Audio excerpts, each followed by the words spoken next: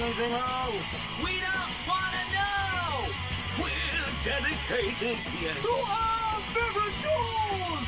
Oh, my circuit! Everybody loves Hypnotoad. Scary dog! Pearson and Blurnsball. Futurama. Good evening. You are listening to a Radulich Broadcasting premier podcast TV party tonight.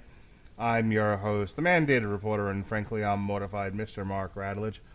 And tonight, our favorite show is October Faction, brought to you by the good people at High Park Entertainment, IDW Entertainment, Plastic Hallway, Production West, and Netflix.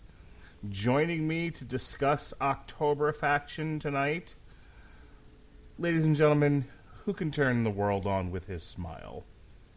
Who can take a nothing day and suddenly make it all seem worthwhile? Well, it's Jesse Starcher, and you should know it. With each glance and every little movement, Jesse Starcher shows it. Love is all around, no need to waste it. You can have a town. Jesse Starcher, why don't you take it? Jesse Starcher's gonna make it after all. I am, as a matter of fact, going to make this after all. Oh, man, Mark Radulich, it is good to be here discussing a TV adaptation of a comic book we just talked about yesterday.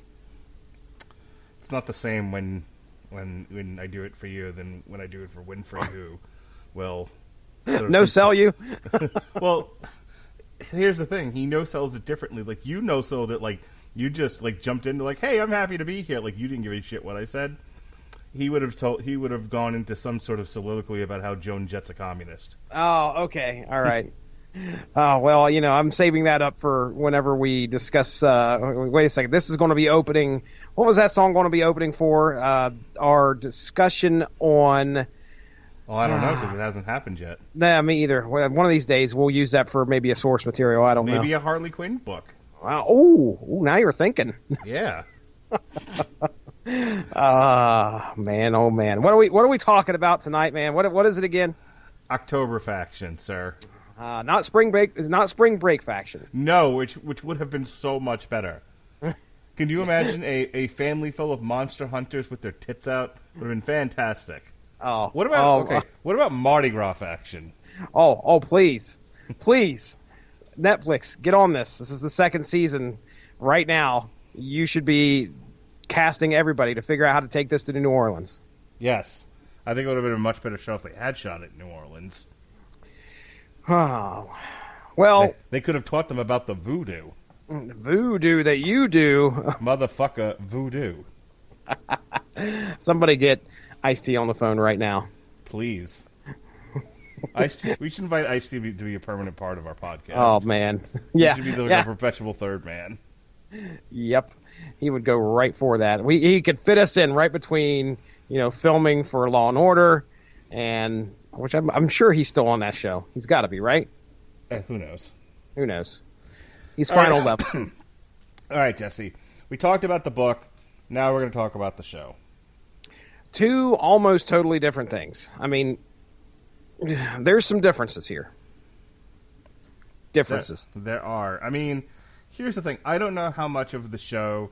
Because, when we talked about Lock and Key, Robert talked about how the first season actually incorporates 3 entire trades into that one first season of Lock and Key.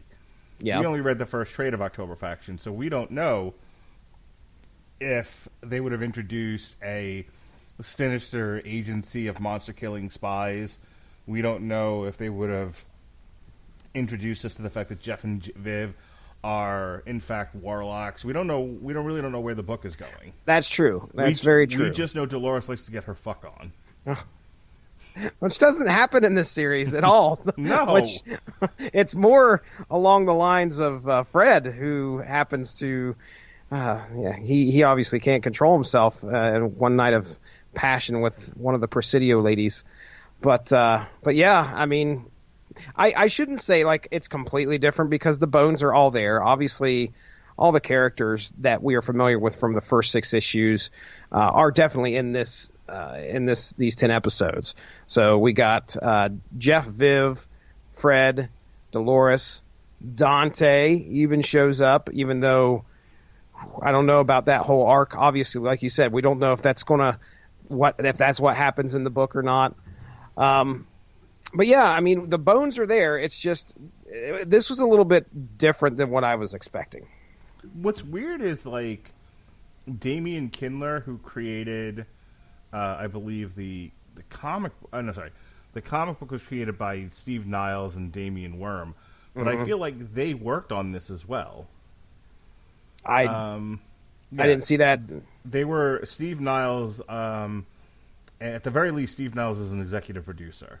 Okay. So I'd be curious because here's the thing: we're gonna do this. We're gonna talk about this show, and we don't have a lot of information to go off of in terms of context, production wise, because this Wikipedia page is fucking sparse. I don't understand. Where are the fans of October Faction at? They have let us down. Here's what development says. Okay. Now buckle in. This is going to be a lengthy piece of information here. You ready? I'm ready. On September 28th, 2018, it was announced that Netflix had given the production a series order for a first season consisting of 10 episodes. Damian Kindler, Director X. Oh, yeah, that's right. Can Director we talk X. about fucking Director X for a moment? I remember when that name showed up at the end of the first episode, and I'm like, really? Jillian Christian Lutz, born October 31st, 1975, a year older than I am, credited professionally as Director X. What other things does this person have under their belt? Well, anything? This is his only feature series. He has Okay. 3 feature films across the line. October Faction was so bad he didn't want his name attached to it, so he called himself Director X. Across the Line, which is a Canadian drama. Center Stage, On Point. It's a teen drama television film. And then Superfly. It's 28. Oh, I remember Superfly. Yeah, like this didn't last long in theaters, and I was actually intending to see this because I love blaxploitation. And this is a remake of the 1972 Superfly film. Oh, I think okay. this I don't believe this did very well. Yeah, this was on a budget of up to $30 million. It made 20. Oh, ouch! Yeah. Director X, what happened? What happened? How did you My let this goodness. get away from you? Yeah, are you trying to tell me that blaxploitation films are a hard sell in 2019? Yeah, Fuck did he make this? they're lined up around the theater. Don't think so. It was 2018. Okay, so he directed a bunch of music videos. It does not surprise me. A lot of music videos, as a matter of fact. Worked with a lot of big name artists here. Future and Drake, Khalid, DJ I'm looking at Snake, Kanye West, right? Rihanna, Wow. Iggy Azalea, Flo Rida. All my friends call me Flo Rida. No, that's not how that goes. Oh. The Flo Rida. Stop. Stop. Stop while you're ahead. Do, do, do, do, do, do. Wah, wah, wah, wah. Jamie Foxx, Wiz Khalifa. Okay.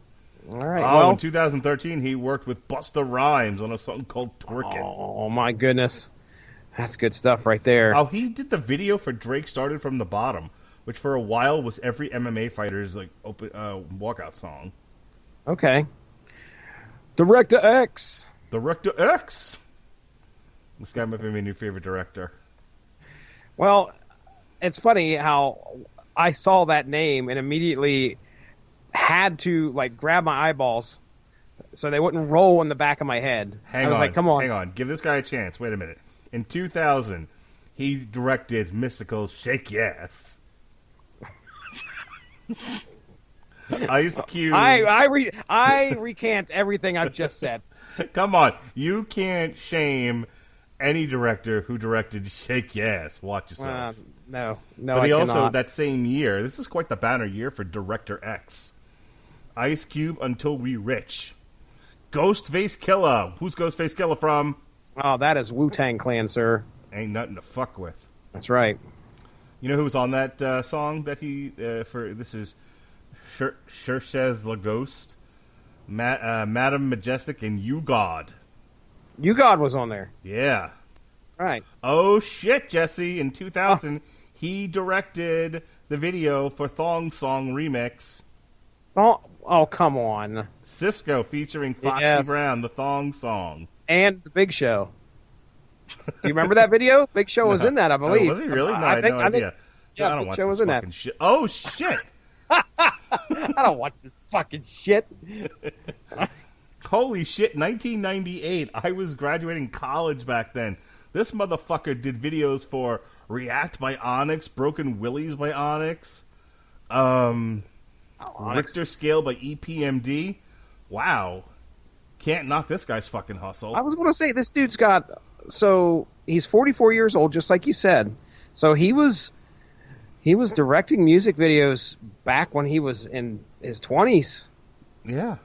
That's, yeah. Look, we'll give him a hard time because obviously he chose to call himself Director X. Whatever, you go ahead and do your own brand. That's fine. He's clearly got a lot of expertise in directing music videos. Yes, I would have sir. never been able to tell that with this. You think that would have bled over into October Faction. So it's good that he realized that, okay, I'm doing something completely different here. I'm not directing a music video. If he had, though, I think that's what I think October Faction was lacking, a little bit of shake ass. Oh, yes. Absolutely. That should have been one whole 45-minute episode should have been nothing but done with, the characters rapping. Shaking That would have been ass. great. I don't even care if they rap. I just wanted them to shake their ass in a thong. Okay. All right. Deliver their dialogue while twerking. Yes. Great. Perfect. Anyway, Damian Kindler, Director X, Megan Follows, Mina Shum, and David Frazee are set to direct some episodes.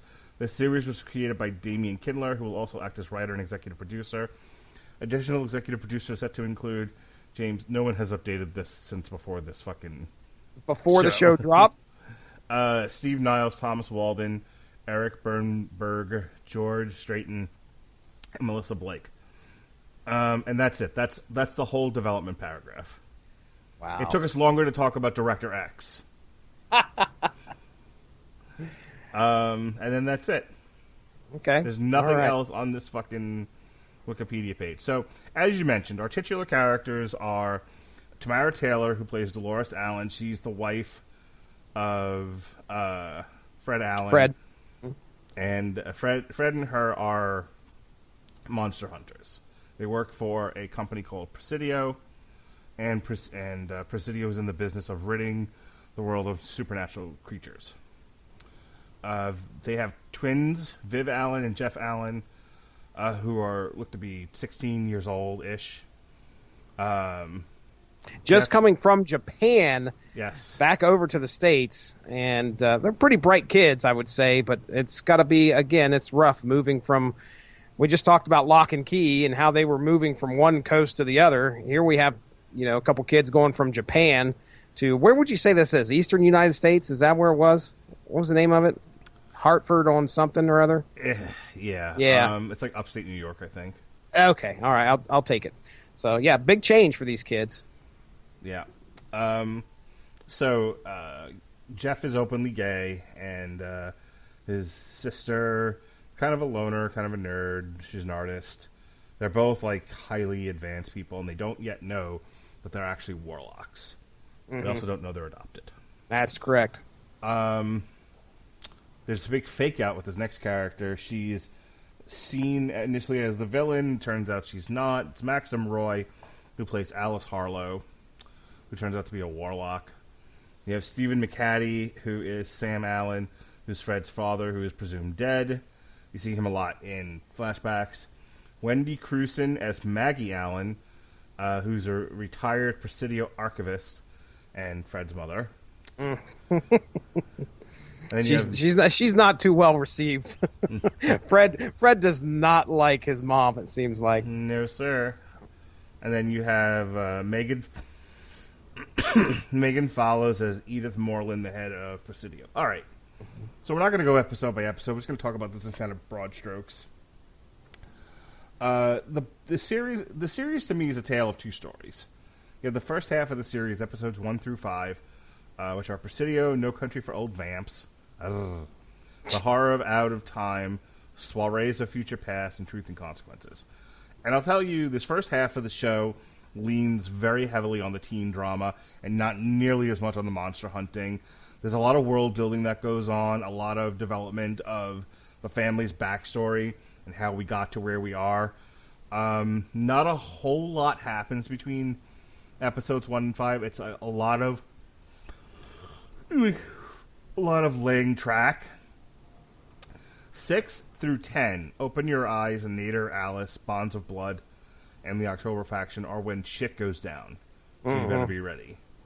You better be ready when the shit go down. So let's talk about this in two parts. Let's talk about the first half and then the second half. What did you think of this first half of the show? Specifically, our four main characters, our four leads.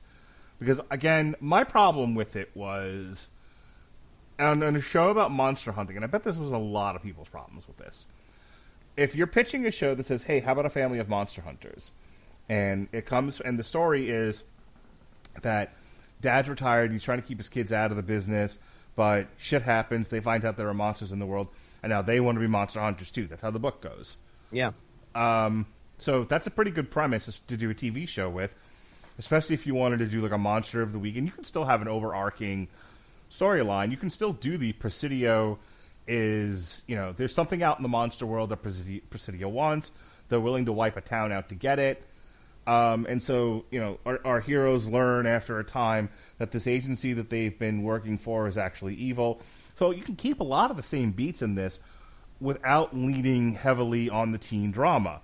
That's not the route they chose to go. They chose to focus on, there's hints that Jeff and Viv have supernatural powers. Jeff has an interaction with a teacher where he's like, he suddenly knows the teacher's darkest secrets and embarrasses him in front of the class. Viv starts having premonitions. So there's little stuff like that. But overall, a lot of what there's very, very little, like, even Fred and Dolores. Like, when we first meet them, they're in town for Fred's father's funeral. And then, like, the big thing is they go to the grocery store and they end up, like, getting high in the car. Oh, yeah, yeah. Fred's kind of an asshole. And their big interaction with monsters is that there are vampires in the grocery store buying yogurt and shit. and feasting on some poor schmuck who had diabetes. And they're like, look, we're not bothering anyone. No one will miss the guy. Don't bother us. And Fred's like, no, must kill the monsters. And they kill 2 vampires in the middle of this grocery store. And that's kind of the whole first half of the show is, like, family drama, teenage drama, family drama, teenage drama, family drama, teenage drama, kill a monster in the last 10 minutes, next episode. Which I didn't love and was really bored with. It got jarring at times because there's ways, I think, to do, a family drama, supernatural drama, and horror movie, or I should say horror series, all in one. But this just didn't feel like the way to do it. It was, okay, you're following the kids. They're having a hard time adjusting at school. And not just because of supernatural powers that comes up every once in a while, but really it's all about, mean girls and bullying and not being accepted for who you are. So there's a lot of that's there for the kids. Now, as for the parents, I do want to say J.C. McKenzie, I don't know what he's acted in before. He looks familiar, but I don't know if he's ever been in any show that I've watched that I can recall off the top of my head. Well, but I really... Go ahead, tell me. He's in a ton of shit, by the way. Is he? Yeah. Television-wise, he was on Madam Secretary, The OA, Vinyl, House of Cards... Nope. Elementary, Hemlock Grove, Big Love, Burn Notice, The Mentalist, Gigantic, Law and Order SVU. What's the longest running series that he was on? Like, as in, like, how many episodes did he show up on the most? That's not the way this is listed, though I will tell you that I just saw him in something really recent. But he's got some film credits as well. He's I'm just going back 10 years. He was in The Irishman. Oh, yeah, he's in The Hunt. The Hunt. The Hunt. What's The Hunt? I have to explain. Oh, my goodness. You can't just say 2 words and we go, oh, okay, yeah. I have not seen it, Mark. Tell me. Because, damn it, this movie... This is the movie, or this is the movie? Jesse, this was a big deal. The Hunt? Yes. Okay. Don't you remember... I hate you right now. Just tell me what the fuck it is. Don't you remember the movie that was based on The Most Dangerous Game, where the premise is a bunch of people are being used for human sport, and they're being like hunted by a group of elites? This sounds like the Ice-T film. It very much does. Surviving the Game. Yes. Yes, sir. I have not seen The Hunt, though. No, so... Okay, yeah. hang on one second. I'm going to read this to you. Okay. Okay? The Hunt is an upcoming thriller film directed by Craig Zobel and written by Damon Lindelof, based on the 1924 short story The Most Dangerous Game by Richard Connell. The film stars Betty Gilpin, Ike Barinholtz, Emma Roberts, Hilary Swank. Jason Blum is serving as producer under his Blumhouse Productions banner. Both Zobel and Lindelof have said the film serves as a satire on the profound political divide between the American left and the American right. The film was originally scheduled for release on September 27, 2019. However, following the Dayton and El Paso mass shootings in August, Universal decided to shelve the release of the film. The decision came a day after criticism regarding the film came from Donald Trump. Yeah, because it's liberals hunting fucking conservatives, that's why. Oh boy. Well, yeah, I can tell you that flew in under my radar. So, sorry, Mark. But, back to the actor, J.C. McKenzie. Anyway, he's in this. Okay, all right. Well, I think his portrayal of Fred Allen was great. This movie comes out March 13th. You should take your whole family. Oh, it's upcoming. It isn't out yet. Yeah, it got shelved, remember? I heard that. Yeah, I didn't I didn't know it got shelved like forever until March 13th. All right. Yes. Well, can I just say that I think J.C. McKenzie as Fred Allen was great. I know you said he comes off as an asshole, but I think he is one of the what I expected the father figure of this show to be like was not what J.C. McKenzie brought to it. He brought humor to it. It was almost like, I don't know, he's like a cool father figure of all things. Yeah, kind of. The way he was interacting with his kids and the way he interacted with his wife. Obviously, like you said, they get high in that first episode, which is hilarious. And then they go grocery shopping, and then they have to take care of the monsters, after they had just smoked this joint that had probably been laying in that car for years. All right? But either way, I really liked his portrayal of Fred Allen. I thought he did it. He brought a uniqueness to that. Tamara Taylor, those two had some great chemistry. I think that they were the stars of the show. Now, as much as you'd like to bring in, Viv and Jeff, they, just like you said, fill that teen angst drama side of things. The problem is that this show, I'm pretty sure, has got to be TVMA, right? I mean, who knows? It's a Netflix show. So the teen drama is not really going to appeal to a lot of people who are watching. Going into this, I'm sure a lot of people were expecting it's going to be a monster hunt show. They're going to be hunting. We got, this mom and this dad are hunting monsters, and that's not what they got. Instead, they got, these kids trying to fit into their school for the better half, if not more than half of this series. And also, it took them forever, and I mean forever, for them to learn that they had powers. It doesn't come until like the second half of the show. Yeah. Which is when the best stuff happens. It drove me nuts. It's like, okay, he unleashes on that teacher in the one episode, and I'm like, oh, sweet. Okay, so this is going to happen a little bit more frequently, right? And then really the next time you see anything happen is in that first half where he talks Philip off the ledge.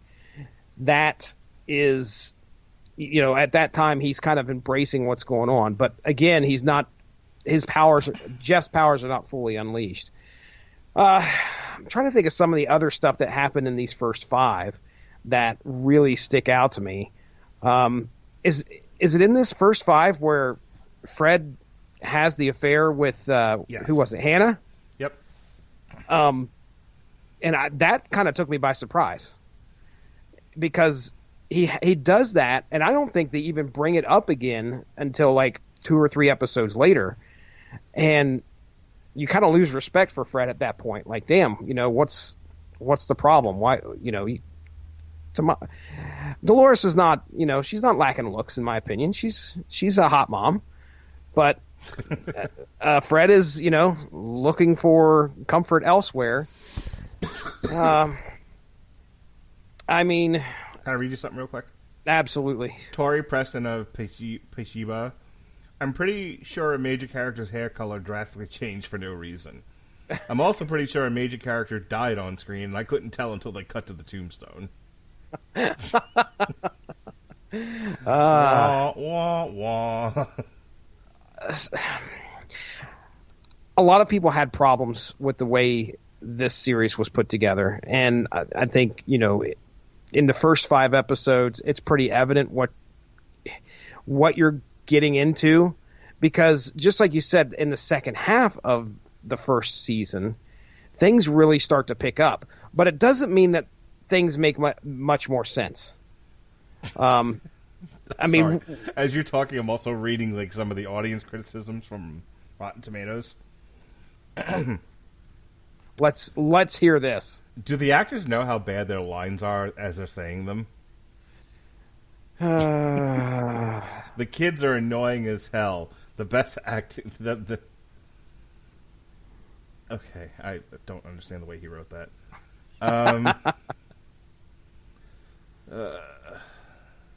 Any review you see over 2 stars must be fake.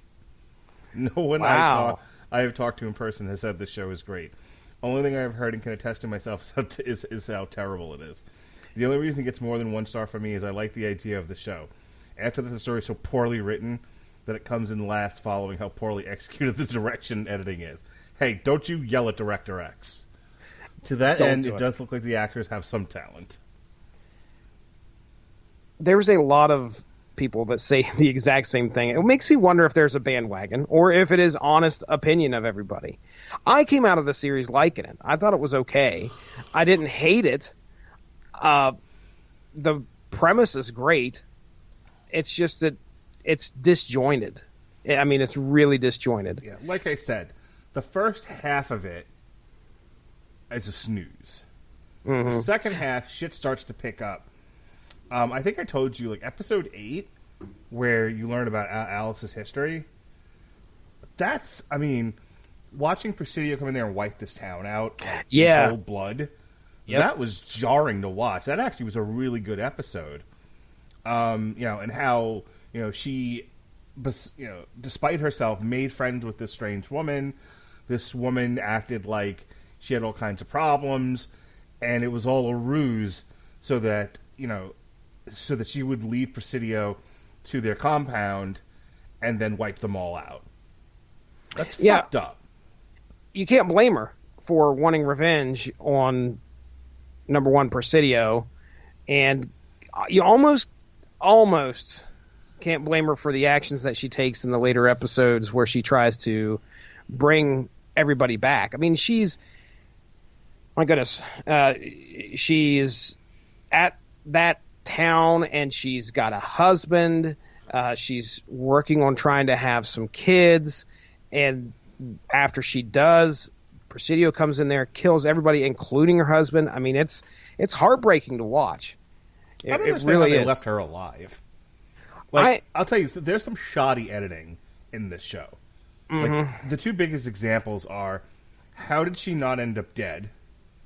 I guess they showed to you at the very end, like, someone almost shot her, and then they shot him, and nobody questioned them about it. Nobody in the compound had a gun. I don't know if there was something maybe we missed where, like, she cast some kind of a spell or something in order to hide herself. And She, like, held up I have no idea. Held up a twig with some leaves. Oh, it's a tree. Move along. She used Jedi mind trick. No, the one Presidio soldier went to shoot her and the babies, I think, and then Fred shot him, and they were like, "Well," I think at that point she was hiding, and the babies were just like hanging out there, and they'd shown the flashback to where Dolores was now barren because she had like a bit of a tree, whatever, jammed into her. Oh, yeah. There was some kind of bad thing happened after a monster attack. Yeah, she got, like, impaled, basically. Mm-hmm. And it only affected her uterus. Which, I don't know if you know this, the uterus is is beneath the rib cage. Oh, okay. I did not know that. Her whole, like, breadbasket is punctured. And for that reason, she's barren. Yeah, she's not able to have kids. Whatever. Somebody listening to this is like, oh, Radulich is a moron. That is exactly how biology works. Okay, fine. She can't have kids. Got it. Because she got impaled in the belly. Anyway. You said editing. So you said that was one thing where you couldn't follow. The other one was, when they shoot Fred. I had no idea he was dead in whatever episode that was. I had to go ahead. Finish your statement. You don't know he's dead until they explain like he's in limbo, and then you see the cut at the very end of the last episode where she's at his tombstone, and you're like, oh, he died. What the fuck? When was this? Yeah, he walks in. I remember it happening. There's so much stuff that happens so quickly, but he walks in when I think Presidio's coming into the mansion. I believe it is, and who's the lady that led Edith Moreland? Mm-hmm. She was the one that led Presidio. She turns around and she has a straight up pistol and shoots him right in the chest. So I think that happens at the mansion. But either way, I did catch that. But I will tell you that the transition from where we get to all of Presidio rounding up all the townspeople and putting them into the mansion after some of them had been turned, or I guess, what would you say, reincarnated by the spirits of the townspeople that died because of the previous Presidio attack. In the immortal words of Martin Shorts, I'm possessed! So Presidio is trying to sort this stuff out. And then an uprising occurs. Okay, sure. Jeff puts Philip into action, or Philip goes into action to try and cause a distraction, and blah, blah, blah. He has to protect the quarterback. He has to clear a path. That's right. He has to clear a path. I need to get to the goal line. So his mom and Jeff and his mom can basically escape. And when I say his mom, I should say Dolores, because at this point we find out that Dolores is not his mom. And I got another thing to go off of to remind me about the kids and Alice, okay? Don't let me forget about that after I finish this rant. So anyway, this uprising happens where the townspeople, they're like, okay, here's our chance, led by the 60-year-old school teacher who makes the decision, hey, okay, I'm going to whip some armored I'm going to whip these. I kept thinking of the stormtroopers from Star Wars. Like, why do we even wear this armor? It does nothing. That's so funny. If I remember correctly, like when they start like grabbing a hold of them, the school teacher punches the back of a dude, back of his head. Now, yeah, maybe that works. But the guy was wearing a fucking helmet, and I swear he looked at his hand. He pulled his hand back after hitting him and screamed in pain. Like, how did you even think that was a good idea? But I digress. The whole point of me going off on this is that there was this big battle between the townspeople and Presidio, and then we cut to Edith, and they're transporting Alice. And then we kind of focus on that, and where Alice escapes and Edith gets her comeuppance. And then the next thing I know, everything's back to normal. Like I swear we go back to the mansion and everything's cleared out. There's a little bit, obviously there's been a ruckus there, but I was sitting, I looked at my wife and I said, what happened to everybody? There should be dead people laying on the ground, fucking Presidio agents picking their own ass up. I don't know. But everyone just went home. We're just like, okay, we're done. We'll see you guys later. Yep. Sorry for the intrusion. Our leader left. I don't know.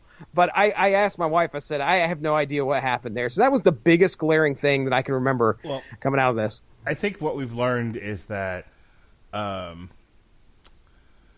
Edith Moreland, the head of Presidio, played by Megan Follows, she is all the Sith.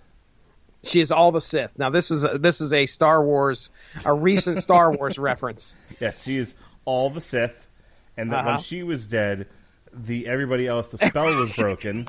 They all fell down. And they all, oh no, wait a second, what am I doing here? What have I been doing? Why am I doing this? They were under the spell of the dark side. And when she died, the spell was broken, and they just all wandered off into the woods to live deliberately. Brilliant. I love it. I want to go back to Alice and the kids. So let me ask you a quick question. Do you think that the show could get any gayer? Hold on now. Do you think that the kids just followed Alice way too quickly? Because they obviously find out that their parents that they've known for years, Dolores and Fred, are not their real parents. And Alice, this warlock, who I think killed a few people in front of the kids before she revealed herself over tea, by the way. Hey, would you guys like some tea? Yeah, I just, cut the throats of those agents in front of you, but here's some tea. You can trust me. But anyway, she reveals that, she is her mom, or she is their mom. Yeah, it's contrived. So but you think here's what I'll tell you. Okay. Right before that episode, they had figured out that their parents were monster hunters. And so I think at that point, they were already going through, my parents are a bunch of liars. And then a lot of stuff happens very quickly between episodes 5 and 6, or whatever, whatever the episode is where they learn that they're warlocks. So I think at that point they're just kind of going with it because their whole life has been turned upside down. Okay. They never really have time to catch their breaths.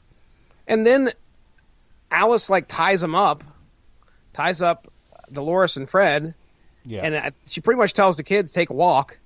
Now I don't know if I can't remember what the plan was there. Obviously she doesn't. Alice doesn't kill them. She pulls a ghostwriter and makes them experience all the pain that they've caused other people. That's why they're doing all the flashbacks and all that stuff, and they're feeling that. Okay, all right. Well, the kids take a walk and they fuck right off, and then so can we talk about Jeff and Philip? Do we have to? I have it in my notes, so it's going to have to happen. All right. Read your notes. Okay. So Jeff and Philip. Jeff, just like you said, openly gay, comes to a new town. He's trying to fit in with the high school crowd. Philip, oh my goodness, I don't know how cliche you can get with, somebody trying to. I understand it happens. I guess I probably shouldn't, make a judgment there, but he is a closet homosexual, and he is obviously having problems adjusting to that. Jeff shows up, and of course he becomes the bully.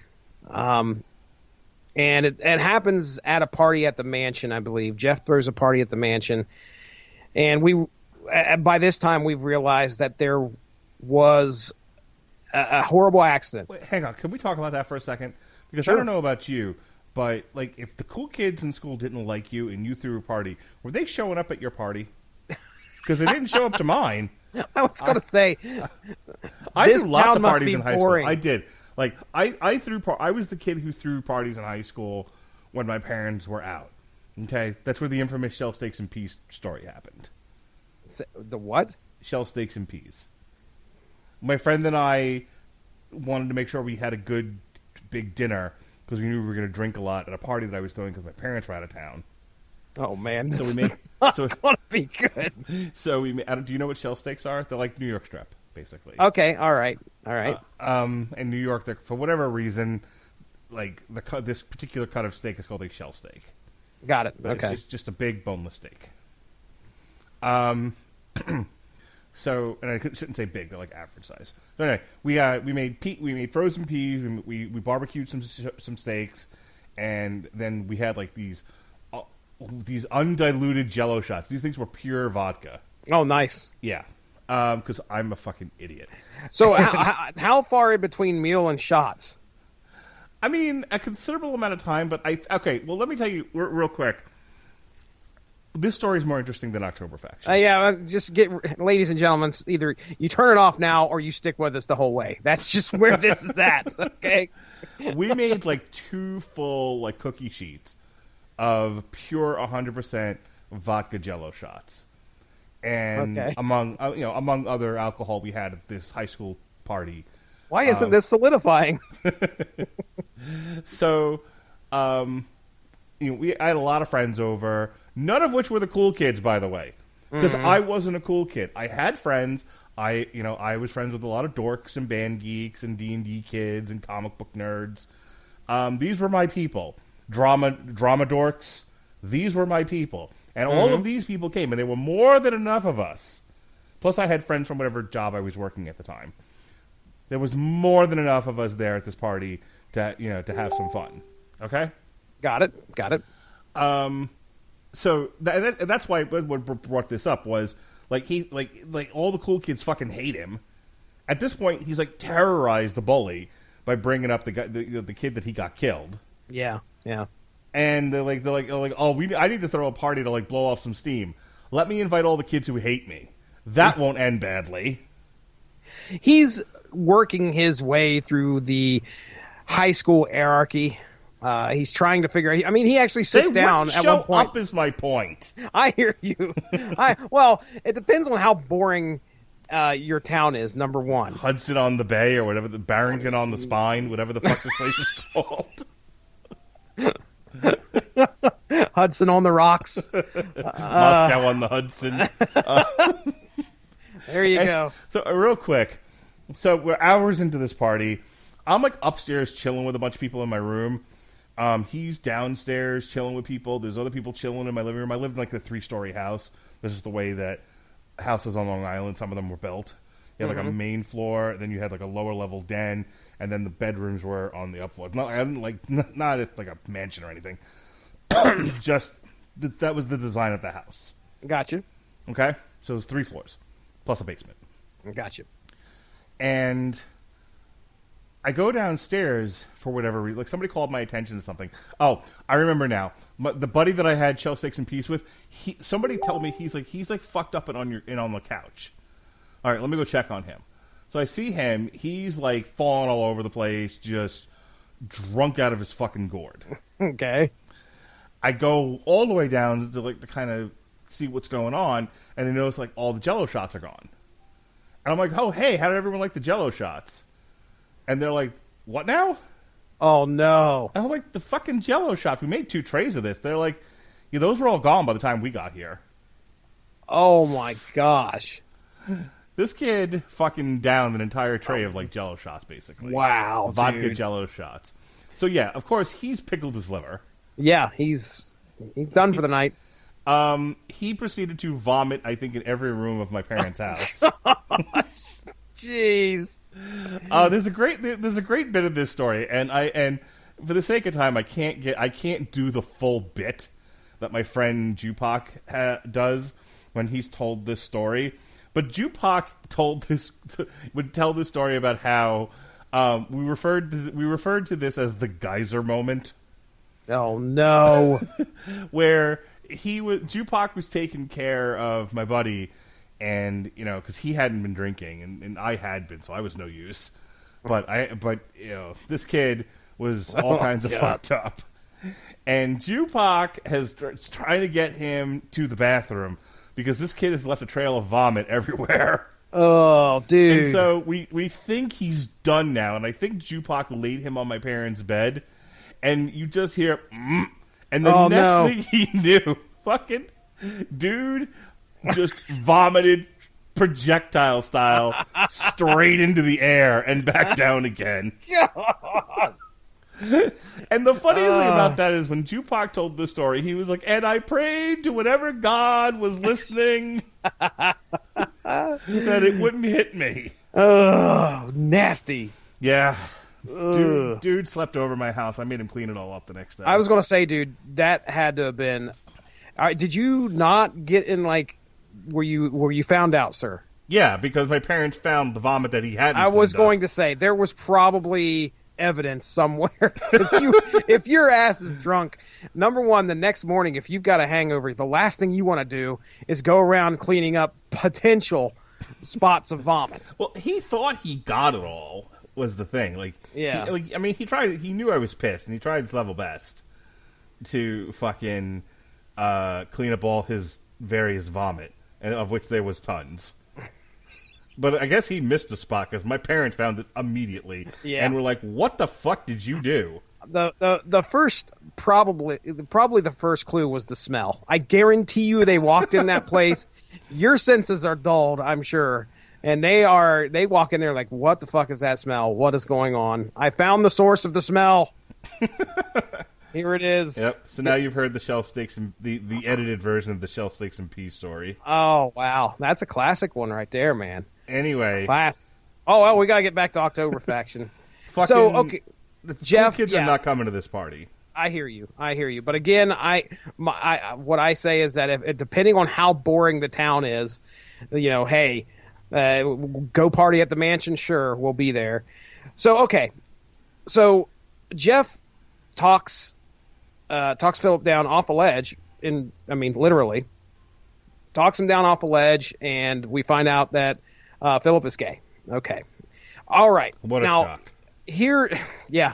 Look, it's television in 2020. Everyone's gay, and in throuples, which is a new term I seriously just learned like 2 weeks ago. Because it's on the latest episode of The Connors. Yes. That's right. I think I sent you a message about that. Yeah, I said, holy crap! I just watched that episode. Jackie joined a throuple. Well then. With motherfucking Shield director, or no, yes. Who is it? Oh goodness, can't remember his name now. But yeah, anyway, not Nick Fury, but Agent Coulson. Yes. So okay, can we just I just want to say that it's rushed. Okay, the whole relationship between Jeff and Philip feels like it went from. I'm a jerk to you. First off, I don't see what... If I was a gay man, I would stay far, far away from Philip. Because he's obviously got issues. He's treated me like shit the first he's many being months. Haunted. Jeff's being haunted by the ghost of the kid he killed. So that's giving him the excuse to act the way that he does? I mean, there's a whole point... No, okay, hang on. Because I don't know if we're talking about the same thing. The dead kid is haunting Jeff so that Jeff will try to reach out to Philip and get him to forgive himself for blaming himself for the kid driving home. Because he didn't kill him. He thinks he killed him. He's taking that on himself. If I remember correctly, the kid Philip kissed him. The kid drove home. Yep. Like freaked out about it, and then got into the car accident and died. Yes. Yeah. But Philip had treated Jeff like shit. The first, I don't know how long they've been at school. I don't know if it's a month. Because all closeted gay people are bullies. They can't come out. They have to bully the out kid because they're jealous that they have to be in. It's in the Bible, Jesse. Oh, that's right. I missed that one. Anyway, treats him like crap. Jeff finds him on the ledge, talks him down from the ledge. Right. And then it's like their relationship goes light speed. This is not a well-written show. No, and I think this is probably one of the biggest criticisms I have of it, is their relationship. The next thing you see is is Philip laying his head on Jeff's lap, and they're sitting there watching the sunset or some shit. And I'm like, this has moved pretty fast. And then Jeff says, hey, you've got to come out to your family. You've got to come out to your girlfriend. Beard? Is that the wrong term? No, Tell me what. Beard is correct. Okay. You've got to come out and tell her about it. And he does all those things. And then by the time that Philip tells his family, then the next thing you know, they're breaking up. So they got together, broke up, and then I can't remember if by the end of that episode they're back together again or not. But it moves that fast, and it just, I swear to goodness, it is not a good representation. I'm sure that instances of this has happened before, but I just wanted to see Philip and Jeff form a bond first. Okay, hey, we're both gay, great, let's make out, is not what I wanted to see. I wanted to see, hey, let's be friends. Let's resolve our issues first before we jump into a relationship. That's not the way kids think. I know that, but regardless, Jeff seems like he is played off way too smart to be doing something that stupid that quick.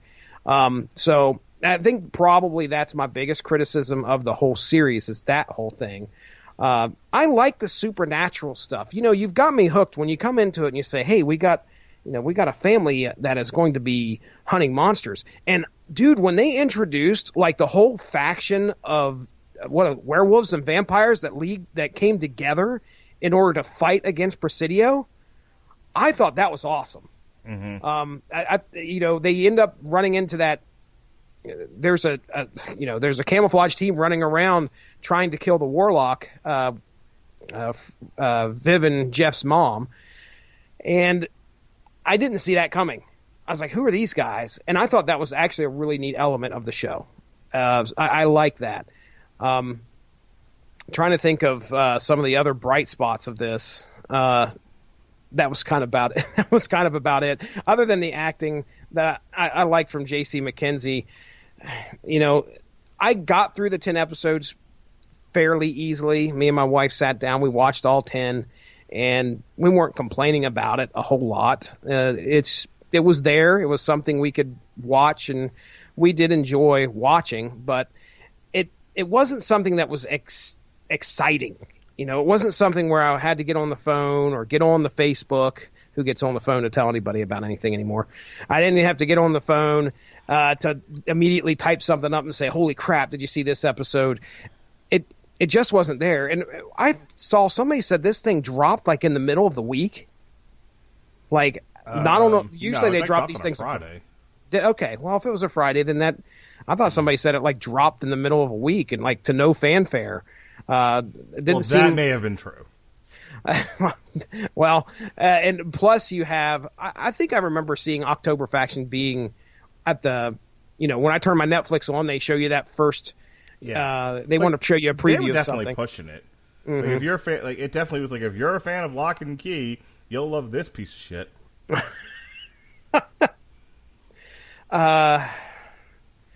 I think that's it, man. That's all I have on the series itself. I mean, you take me down a road, I'll follow you if you got some more stuff to say. Let's start to wrap. We've been at this for an hour, and at least a good portion of it I spent talking about shell steaks and peas. Like we do. Look, so here's the good, the bad, and the ugly for me about this show. The good is pretty decent cast. I don't think anyone acts poorly. I think the characterizations are not great. Like, I think Jeff is a tool, and Viv doesn't have a tremendous amount of charisma. But I wasn't, like, actively rooting against them. Fred's kind of an asshole, and I think it would have been saved by him actively.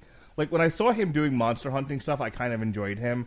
But when he wasn't doing that and he was just kind of cursing at his mom and being a dick, though he has one moment in the show that cracked me up.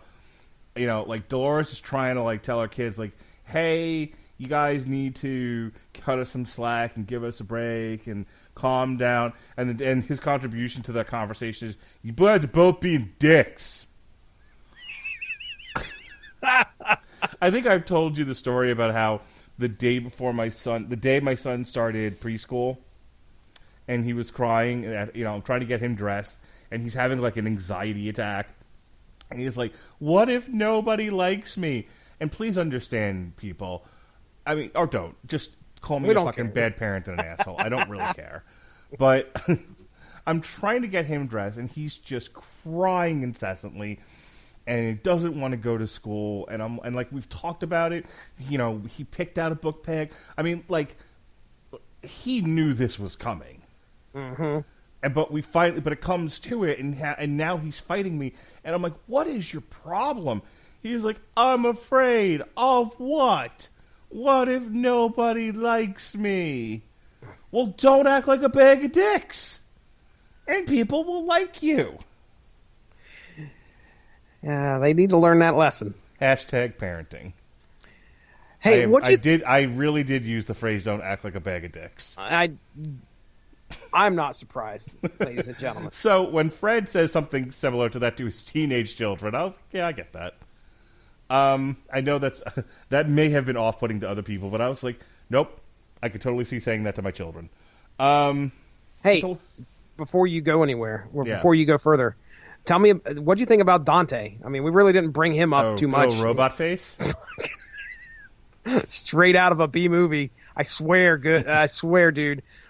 Like, well, they don't do enough with him, and then they have those little interactions between him and Viv, where for like an episode and a half, she has a pet monster, but then they're separated, and that's it. It's over. Well, we realize that he is Fred's brother, right? Reincarnated, which in a different body.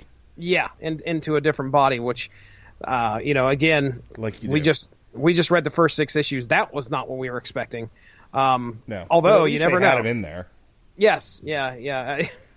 Just goofy looking dude. So, on the plus side, pretty decent cast. There's some fun interactions. I mean, I'm not going to fault as far as the bad dialogue, the poorly written plots or whatever. That's not their fault. The actors are doing their best, and clearly, at least some of the adult leads have had plenty of television experience. They're not bad actors. Mm-hmm. Again, it's not written well. It moves faster than it should in other places and slower than it should in others. It's just it's just very poorly paced. Have they mentioned anything about season 2? I cannot. With the reception this is getting, I doubt it. I cannot see them doing it. I hate to say that, because I think there is something here that you can build on, and if you get your shit in a group, you could probably have a great series on your hands. You just got to tell it a little bit differently. Someone needs to sit Director X down. With Terminator X, and we'll have a big crossover. Yes, with the X-Men. That fits. It fits. It fits. I would have much preferred to see the Madams Family than October Faction, by the way. Of course you would. If the Madams Family were out monster hunting and then fucking, that would have been a great show. Okay, all right then. From a long day of monster hunting, they come home and just spank it. Oh, jeez. Smack it, flip it, rub it down. Fantastic. Oh, no. Oh, no. So, it was one of those deals where I think, like I said on the source material, I saw it was on the Netflix list. I saw it was a comic adaptation. We took a swing. Bit of a foul ball. Bit of a whiff. Mm-hmm. If they do a second season, I'm more curious to continue reading the comic to see where that goes. See if Maud and Carl, whatever the fuck their names were. Opal. Opal. Opal and Merle. That was close. You're wanting to see them. You want to see them screw. Stop it. Yeah, totally. That is one of the biggest criticisms you'll hear from anybody that's read the comic, that the comic is way better than what we got in this first season. That's been pretty consistent. Yeah. And so I'd be curious to... So I would be curious to see what they do next. with with now that Viv and Jeff know they're warlocks, and what are they going to do with trying to bring the son back proper, instead of whatever crazy amalgamation he is as robot face. But see if wasn't there like bring... some big cliffhanger at the last show, something trying to get out of the house or something? Like there was like a attic or a basement door that was chained up and something started pounding on the door. Yeah, I think I wrote to you and I was like, what the hell? I have no idea what the hell's going on there either. So it's Merle. Look, it's not great, but I didn't hate it. It's just it's one of those where I'd watch it just to talk about it, and because I am curious to see what they'll do next. But I don't actively dislike it. It's just not good. Yeah, you could have a bad first season and do better a second season. So yeah, give it another chance, Netflix. See what they can do. We'll see. I would say the best episode is definitely Alice. That's a heartbreaker. I'll agree. I'll agree with you there. That's actually a very well done episode. That episode was directed by Mina Shum. So what has Mina Shum done? Mina Shum was born in Hong Kong. Okay. Is a filmmaker, director, and writer. And she has worked on, let's see here, the most recent stuff. The Frankie Drank Mysteries. Nope. It's a Canadian drama. Murdoch Mysteries, which is a Canadian drama. Meditation Park. Say it with me. I'm picking up on a trend here. Ninth Floor, which is a documentary. About Canadians. About a girl. So she works in Canada mostly. Mm-hmm. How are you now? Da Vinci's Inquest. What is... Oh, it's Canadian. Okay. Figure it out. Romeo. She worked on Romeo. It's It's a sitcom on Nickelodeon from 2003 to 2006. I don't know that one. Not a whole lot here that she's worked on. Well, whatever she's doing, I mean, she did a fine job with that episode, so Yeah, give her some more work. Yep, maybe not in Canada. Maybe something that Americans might see. The October faction. The maple syrup faction. All right, Jesse, I'm going to shut the fuck up and let you finish this off here. Finish me off. Okay. Finish me off, Jesse. Oh, boy. I don't want to speak now. Yeah, I mean, I can't really say much else other than what you've already iterated here. It's a show that, give it a chance. If you like it, great. If not, don't jump on the bandwagon and just start running it down because it's not freaking Lock and Key. Lock and Key had its moments too. Just ask Robert Winfrey. Okay? This may not be on that level. And Netflix may be running into a problem where they've got too many shows offered that are pretty similar. So, I say go for it. Give us a season 2. We'll check it out. We'll definitely read it. Let's make that watch it. We'll definitely watch it. And that'll give us an excuse to go back maybe to the second volume of October Faction and see what happens there. But I think you can go up from here. Trust me, this isn't the death knell of October Faction because it's got a great premise. It's just got to be done a little bit differently. So that's it. You're done talking now? Done talking now. All right. Well, ladies and gentlemen, that wraps up our TV party for October Faction. If you'd like to hear more stories about parties that I threw where my friends threw up in my house, let me know, and I will we'll have a whole podcast dedicated to it. Hey, did you throw up the Metal Hammer of Doom Extra for the next Finger Death Punch? It will be on there before this evening ends. Okay. Well, tomorrow night, Jesse and I will be reviewing the new Five Finger Death Punch, which is Fate.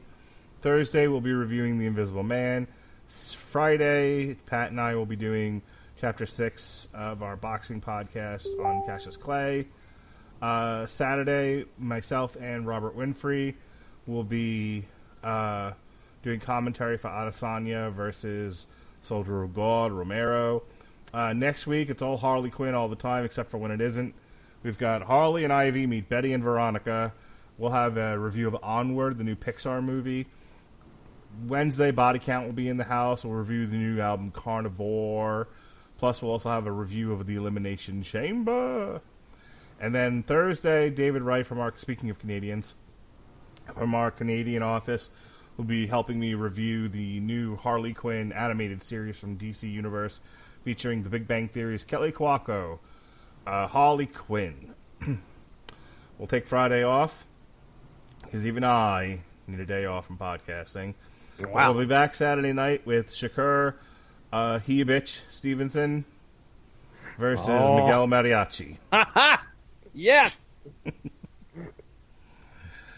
Jokes, ladies and gentlemen, we've got them all. Ice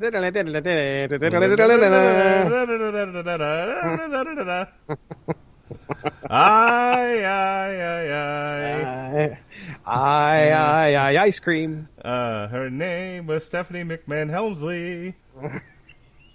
That's good stuff. All right, go ahead and do your plugs and we'll get out of here. All right, ladies and gentlemen, go give the Radulich in Broadcasting Network Facebook page a like to stay up on top of all the great podcasts that we have to offer.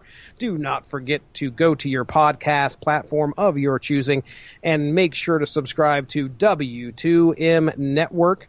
And go over to W2Mnet.com. That's where we hang our hats. We are proud to be members of the podcast community over there. They have all sorts of other great content. On top of the Radulich and Broadcasting Network, they also have the Kickoff. They do a wrestling show over there, Video Games to the Max. So, hey, give them a rating and give them a listen while you're at it. Soon on the...